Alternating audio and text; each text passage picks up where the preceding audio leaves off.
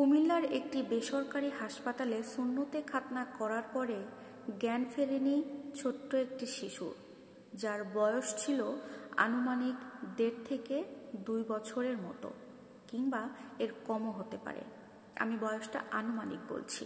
এই ছোট্ট ছেলেটার মূলত প্রস্রাবের রাস্তার একটু সমস্যা দেখা দিচ্ছিল, হয়তোবা প্রস্রাব আসতে কোনো সমস্যা হচ্ছিল, আর যেটার কারণে ডক্টর বলেছিল ছেলেটাকে সুন্নতে খাতনা করিয়ে দিয়েন, মুসলমানি করিয়ে দিয়েন, সেক্ষেত্রে সমস্ত কিছু ক্লিয়ার হয়ে যাবে।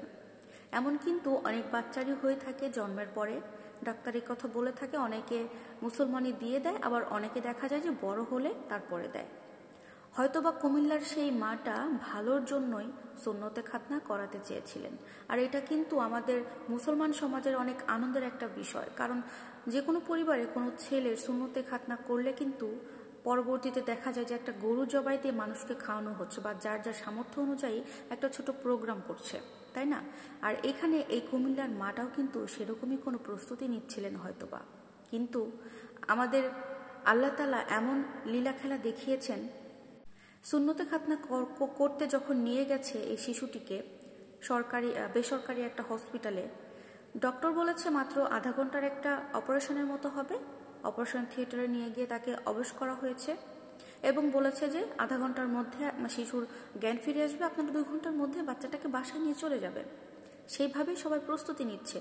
সুন্নতে খাতনা এখানে তো আর মানুষের মনে ভয় ভীতি কাজ করবে না, তাই না? নর্মাল একটা বিষয়। তো সেখানে কি হয়েছে শুনেন, এই বাচ্চাটাকে যখন অপারেশন থিয়েটারে নেওয়া হয়েছে, তখন যে ডক্টর অপারেশন করেছে, সুন্নতে খাতনা করছিলেন, উনি ওই শিশুটির পুরো ফুল বডি, যেটাকে বলে একদম মাথা থেকে পা পর্যন্ত টোটাল তাকে অবশ করে দিয়েছে। এবং পরবর্তীতে ওই শিশুটির ব্রেইন আর কাজ করেনি, মানে পরবর্তীতে ওই শিশুটির আর কোনো জ্ঞান ফেরে নাই। এক পর্যায়ে শিশুটির পুরো শরীর নীল হয়ে যায়। যখন সুন্নতে খাতনা শেষ হয়ে যাওয়ার পরে ছেলেটাকে বেডে দেওয়া হয়, গার্জিয়ান পক্ষ বারবার বলছে ছেলের জ্ঞান ফিরছে না কেন, আধা ঘন্টার ব্যাপার, কেন জ্ঞান ফিরছে না? এটা স্বাভাবিক বিষয়, সবার কিন্তু টেনশন হবে জ্ঞান না ফিরলে। সেক্ষেত্রে ডাক্তারকে বারবার বলা হচ্ছিল, তখন ডাক্তার বা নার্স ওখানকার সবাই বলছিল এই আধা ঘন্টার মধ্যেই জ্ঞান চলে আসবে, আধা ঘন্টার মধ্যেই কথা বলবে বাবু। এরকম করতে করতে করতে করতে ওই ফ্যামিলির মানুষকে টানা 6 থেকে 7 ঘন্টা অপেক্ষা করিয়েছে। আর এর মধ্যে বাচ্চাটার অবস্থা কি হয়েছে আপনারা বুঝতেই পারছেন। বাচ্চাটার টোটাল নীল হয়ে গেছে, কোনো প্রকার কোনো ব্রেন কাজ করছে না, নিঃশ্বাস চলছে না। এই অবস্থাতে যখন ডাক্তারকে ধরা হয়েছে, তখন তিনি ওই হসপিটাল চেঞ্জ করে অন্য আরেকটা হসপিটালে বাচ্চাটাকে শিফট করিয়ে সেখানে কথা বলে এখন লাইফ সাপোর্টে বাচ্চাটাকে রেখে দিয়েছে। এবং বাচ্চার গার্জিয়ানকে বলা হচ্ছে বাচ্চার ব্রেন কাজ করছে না, টোটাল বডি ড্যামেজ হয়ে গেছে, যে কারণে বাচ্চার জ্ঞান ফিরতে সমস্যা হচ্ছে, দেরি হচ্ছে। কত দেরি হবে বা কবে নাগাদ বাচ্চার জ্ঞান ফিরবে, এই ধরনের কোনো তথ্য এখনো কোনো ডক্টর ওই গার্জিয়ানদেরকে জানায়নি।